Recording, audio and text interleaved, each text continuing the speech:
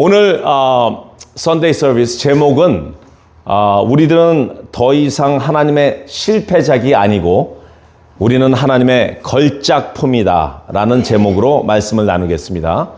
우선 이사야서 43장 1절 여러분들과 함께 읽겠습니다. 야곱아 너를 창조하신 여호와께서 지금 말씀하시느니라. 이스라엘아 너를 지으신 이가 말씀하시느니라. 너는 두려워하지 말고 내가 너를 구속하였고 내가 너를 지명하여 불렀나니 너는 내 것이라. 아멘. 아멘.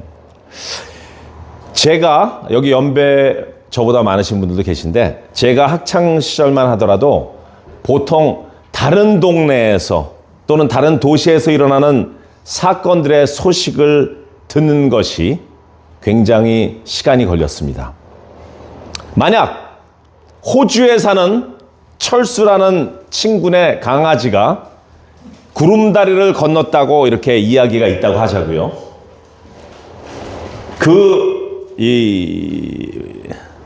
굉장히 높죠. 예, 좋습니다. 그 이유만으로도 자기네 강아지가 죽었다라는 그 이유만으로도 비싼 국제 전화를 걸 리가 없습니다. 그렇기 때문에 결국 3년 있다가 철수가 한국을 방문했을 당시 그때 그 소식을 들을 수 있습니다. 또는 편지로 듣기 때문에 시간이 걸립니다. 절대로 일일 생활권이 아니었습니다. 만약에 마이크가 안 되면 그냥 이걸로 사용하죠. 새거 사세요, 딴 거. 아닙니다. 할렐루야. 하나 둘 하나 둘 하나 둘 셋 하나 둘 셋 하나 둘 셋 하나 둘 셋 원 투 원 투 원 투 이것도 안 나오는 것 같네요. 예. 하나 둘 셋 예 좋습니다. 그래서 그 소식을 전하기가 굉장히 시간이 걸렸습니다. 물론 큰 사건들은 외국 뉴스나 또는 텔렉스, 옛날에 텔렉스 있었잖아요. 또는 국제전화, 또는 그 이후에 나온 팩스를 통하여서 사건 직후 몇 시간 정도 있으면 그 소식을 전해 들을 수 있었습니다. 그런데 지금은요, 일일 생활권도 아니고 1초 생활권도 아니고 라이브, 동시 생활권에 살고 있습니다. 예를 들어서 지금 파키스탄, 우리가 예배드리는 이 시간 파키스탄은 저 시골에 있는 어떤 집에서 닭을 잡아서 삶고 있다는 것을 우리는 지금 볼 수 있습니다. 완전히 동시 라이브로 볼 수 있기 때문입니다. 자, 다시 화제를 다른 쪽으로 돌려서요. 여러분들 중에 나는 자존심 아니면 자존감, 자신감 하나만큼은 너무 높아서 그게 좀 문제입니다라고 생각하시는 분들. 강 권사님이요? 네. 자존감 하나는 나다, 자신감 하나는 나다 하는 분. 예, 없군요. 우리는 보통 각자의 자존심과 자신감이 떨어진 시대에 살고 있습니다. 제가 보기에는요, 그 이유 중 가장 큰 이유가 조금 전 이야기한 미디어의 발달이 아닌가 이렇게 생각합니다. 물론 미디어의 발달로 너무나 생활들이 윤택해지고 많은 이점이 있는 것은 사실입니다만 또한 병폐도 있는 것 같습니다. 왜냐하면 그 미디어를 통해서 사람들 사이에 서로 간의 비교를 너무 하기 때문입니다. 인터넷을 통해서 소위 어떤 병을 갖고 계신 분들, 이 병이라는 것은 여기서 관종이라는 병입니다. 자신의 수억 대 되는 집과 또는 금고까지 열어서 캐시를 막 보여주는 친구들도 있고요. 예, 또 유튜버라는 새로운 직종을 통해서 억대의 수익을 올리면서 뭐 고등학교 졸업장도 없는 친구가 페라리를 한국에서 몰고 다니는 거나 뭐 우리 먹방을 하면서 말이죠. 굉장히 큰 집에서 살고 있거나 하는 것을 보여주니까 보통 사람들은 그것을 보면서 비교가 시작이 되고 자기도 그렇게 유튜브를 시작해야겠구나 하고 했지만 사실 그 유튜브도요, 끼가 있어야 돼요. 기프트가 없으면 안 돼요. 그러니까 하다 보니까 힘들기도 하고 중간에 그치기도 하고 나는 이런 것도 못하는 사람이구나 하면서 자존감, 자신감이 더욱더 떨어지는 것입니다. 그래서 저는 자존심과 자신감을 떨어지는 이유의 원인으로 비교를 가장 큰 이유로 보고 있습니다. 그것도 바로 SNS를 통해서 말입니다. 첫 번째, 타인과의 비교 때문입니다. SNS를 통해서 학업, 외모, 재능, 재물, 자기 배경, 가정 환경, 또 가족 관계, 화목한 가족 관계, 여러 면에서 끊임없이 비교를 합니다. 누구와요? 다른 사람과. 이런 우스운 풍자적 비교의 예가 있더라고요. 어떤 크리스찬 기관에서 조사를 했는데 타인과 우리들이 너무나 비교를 하니까 이렇게 풍자스러운 질문을 던졌다고 합니다. 그 질문 제가 한번 읽어드리겠습니다. 혹시 여러분들 중에서 천국에서도 비교하실 생각이신가요? 옆집 집사님을 인도하시는 천사가 금날개를 가지고 있는데 왜 나는 은날개를 가진 천사가 인도하느냐? 개털. 너무나 떨어진 자신감을 높이려다 혹시 하나님처럼 높아지지 않으셨어요? 비교만 안 하면 살 것 같습니다. 그럼 하지 말라고요. 혹시 아침에도 거울을 보시면서 이렇게 기도하셨나요? 하나님, 다른 사람보다 더 멋지고 사업이 번창하게 해주세요. 특히 옆집의 박 집사님이 내보다 더요. 이렇게 풍자스럽게 질문을 하는 기관도 있었습니다. 자, 이렇게 타인과 비교를 하게 되면요, 문제가 있습니다. 그 문제를 한번 우리가 나눠보겠습니다. 오늘은 조금 설교 방식을 약간 바꿨습니다. 좀 세미나식으로. 첫 번째 문제의 원은요, 그 비교에서 다른 사람과 비교했을 때 조금만 뒤처졌다고 느끼면은 자신은 가치 없는 사람처럼 느껴지는 게 문제입니다. 또한 그나마 가지고 있던 자존심과 자존심이 더 없어지게 됩니다. 두 번째 문제는요, 그러니 그것을 커버하기 위해서 거짓말도 치게 되고 가면을 쓰고 전혀 문제가 없는 척하고 자기도 인터넷을 통해서 가짜로 자랑할 것을 찾습니다. 그것은 사실 사기입니다. 이 그림을 보시죠. 겉으로는 웃고 있는 가면을 쓰지만 속으로는 화장빨이 완전 지워지는 듯한 눈물을 흘리고 있습니다. 이것도 웃는 가면이지만 속안은 굉장히 공허한 얼굴을 가지고 있습니다. 이것도 마찬가지입니다. 자, 자존감과 자신감이 떨어지는 이유 두 번째는요, 과도한 자신의 기대와 자신의 이상화입니다. 자신이 자신에 대해서 기대를 너무 높게 잡았기 때문에 그렇습니다. 자기의 눈높이와 기준점을 너무 높게 잡아서 비교를 시작하기도 전에 스스로를 비현실적으로 높은 기준에 놓아버리는 것이 원인입니다. 그 문제가 뭐냐면요, 그래서 그 기대에 도달하지 못할 때 너무나 높게 잡았으니까 좌절하고 자기 혐오로 이루어집니다. 약간만 떨어지거나 하면 절망. 이렇게 자주 올라가 있다가 또 떨어지고 자주 올라가 있다가 떨어지고 하니까 롤러코스터 같은 그런 상태가 되고, 이것이 바로 조울증으로 변할 수도 있고요, 바이폴라로 변할 수도 있습니다. 두 번째 문제는요, 특히 완벽주의의 성향을 가지고 있는 사람들에게 흔하다고 합니다. 어떤 완벽주의자 목사님께서요, 그런 고백을 하시는 걸 들었습니다.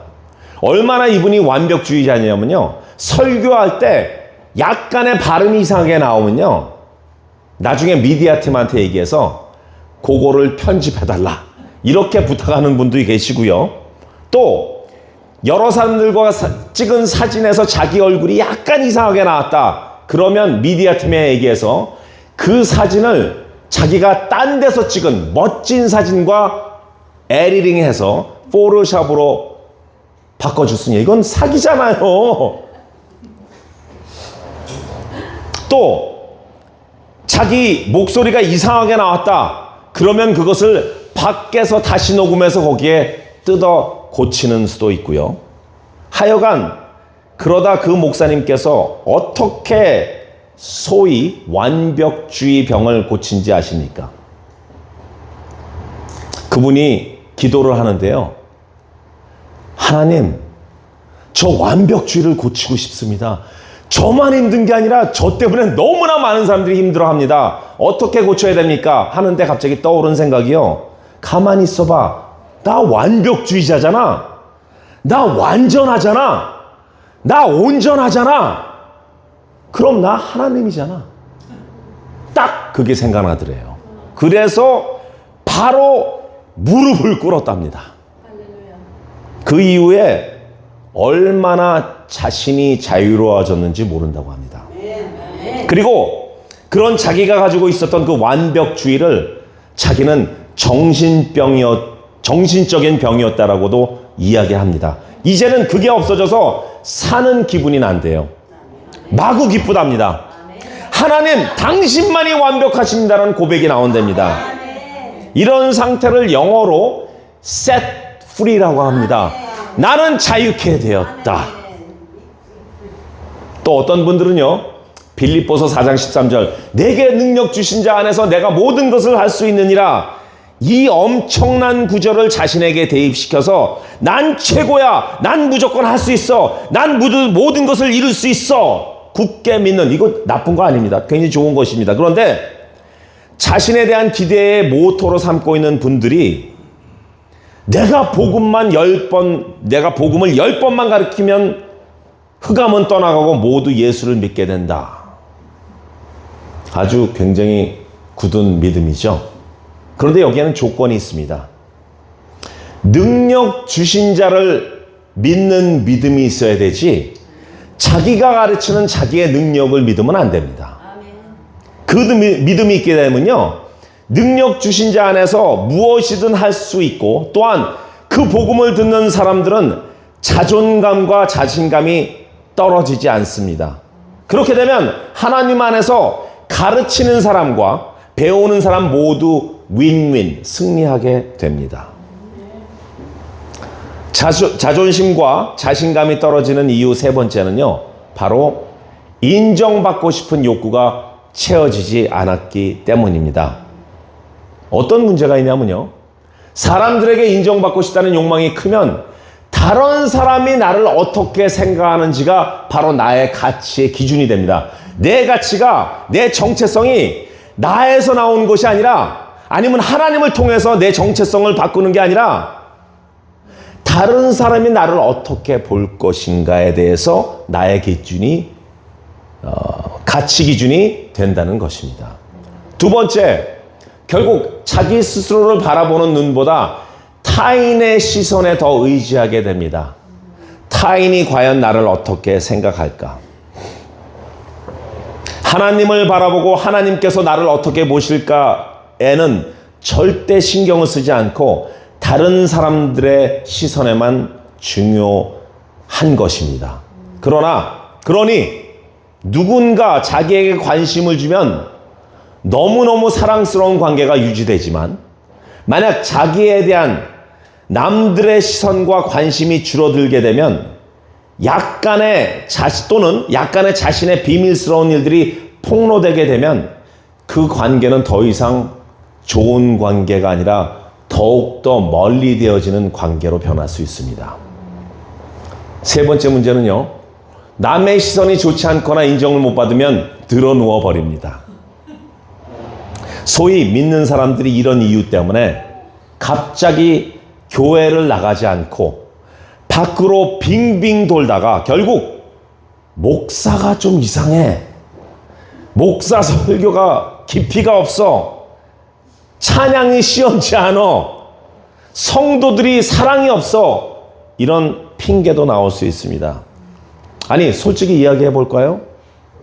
제 설교 별로입니다. 우리 찬양팀 그렇게 파워풀하지 않을 수도 있습니다.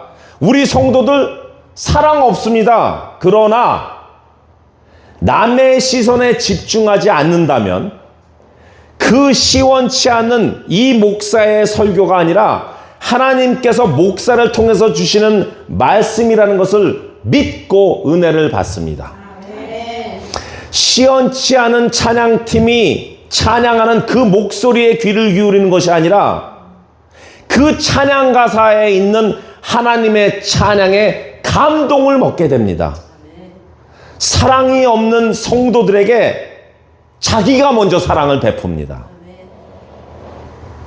아멘입니까? 아멘.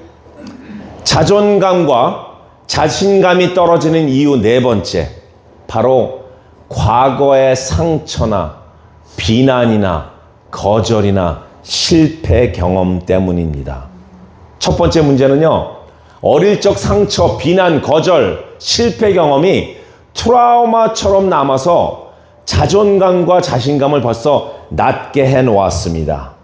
두 번째는 그 상처가 회복되지 않으면 현재의 자신도 스스로 무가치하게 여겨집니다. 자, 그럼 이제까지 네 가지를 나누었는데요.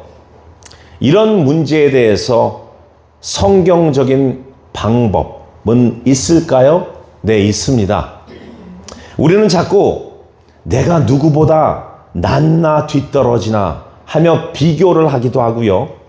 과도하게 자기 자신에 대한 기대와 자기의 기준점을 굉장히 높이거나 인정받고 싶어서 안달을 하기도 하고 과거의 상처와 거절을 정말 보물처럼 간직하고,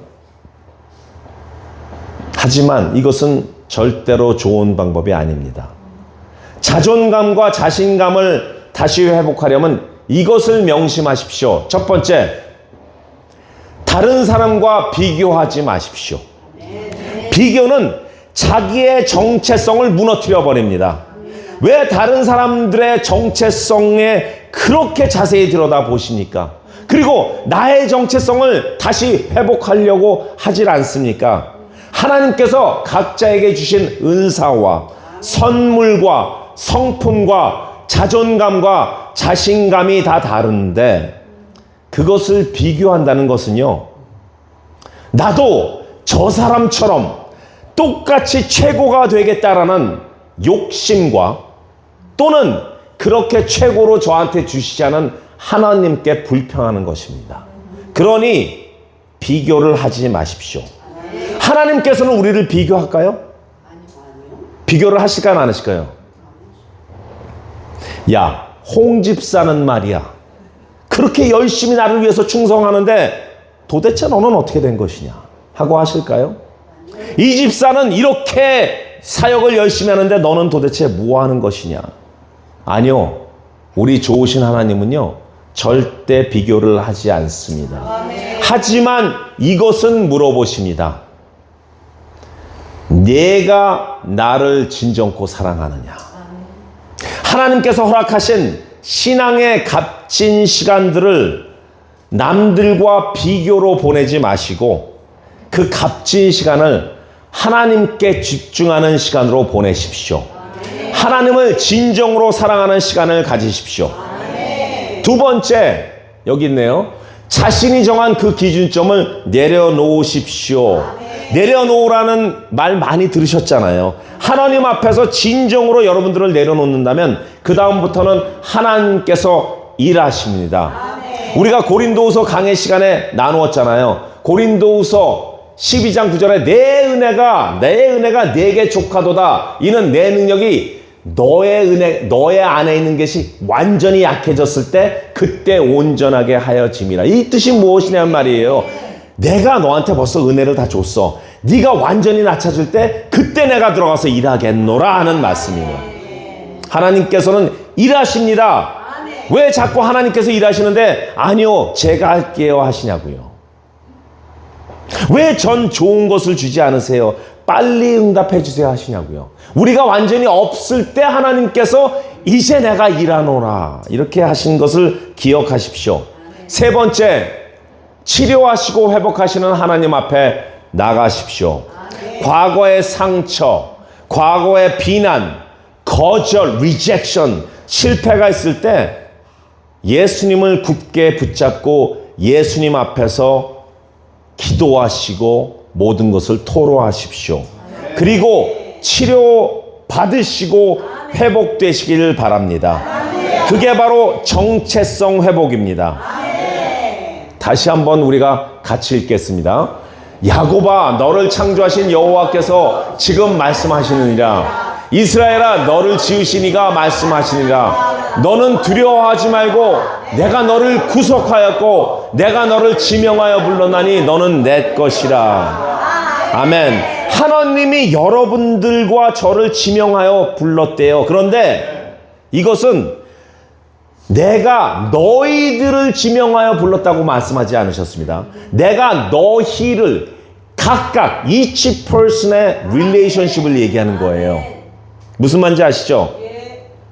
굉장히 인티밋한 관계를 이야기합니다. 하나님과 여러분들 한 분 한 분은요, 각각의 관계, each relationship, 아주 퍼스널한 관계로 만들어졌다는 것이에요. 상처, 비난, 거절, 실패는 마귀들이 뿌려놓은 가라지 잡초입니다.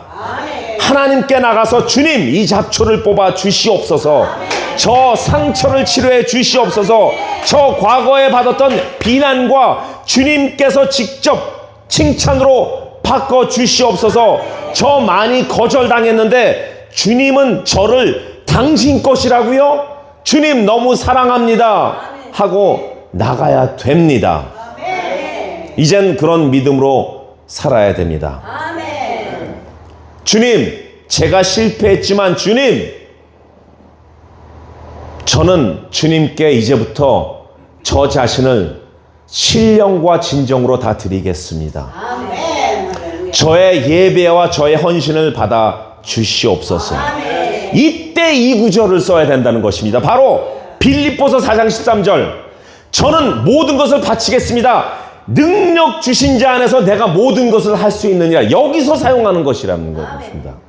내가 실패했지만 주 안에서 다시 일어나겠습니다 하고 결단을 해야 됩니다.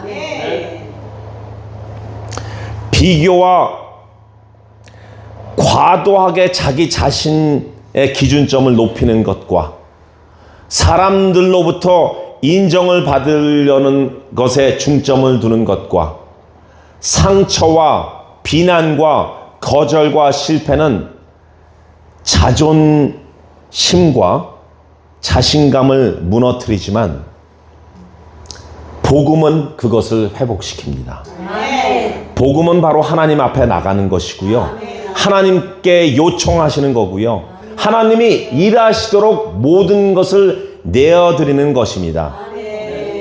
우리는 하나님의 실패작이 아니고 하나님의 걸작품입니다. 하나님의 마스터피스입니다. 네. 찬양팀 나와주시고요. 우리 주위에서는 여러 가지 일들이 일어납니다. 여러 가지 일들이 일어나는 것이 나는 낙오자입니다. 나는 할 수 있는 게 없습니다. 내 앞은 캄캄합니다. 내 미래는 전혀 없습니다. 내가 미국에 왜 왔는지 모르겠습니다. 내가 여기에 살아있는 자체도 저는 왜 있는지 모릅니다 하고 하나님께 불평을 하다가 하나님 왜 저를 만드셨습니까? 하는 불평까지 나옵니다. 그래서 우리가 찬양하기 전에 마음속에 오늘 설교 말씀을 깊이 생각하시면서 이렇게 함께 외쳤으면 좋겠습니다. 나는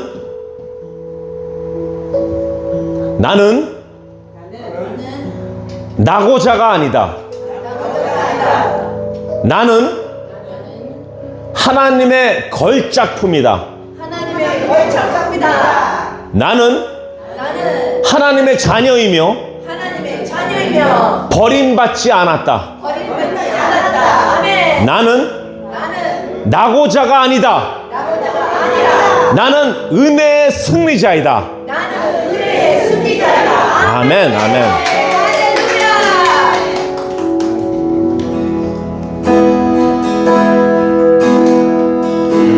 주시는 하나님, 날 보시는 하나님,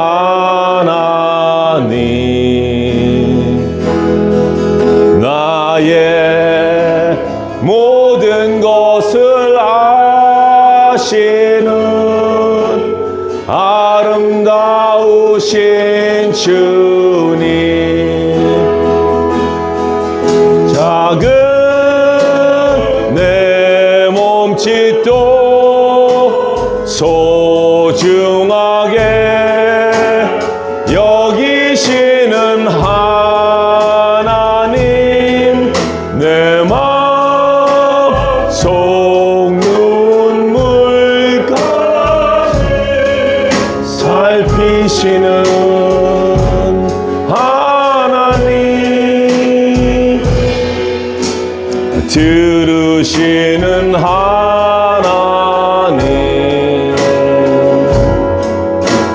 날 보시는 하나님, 나의 모든 것을 아시는 아름다우신 주님.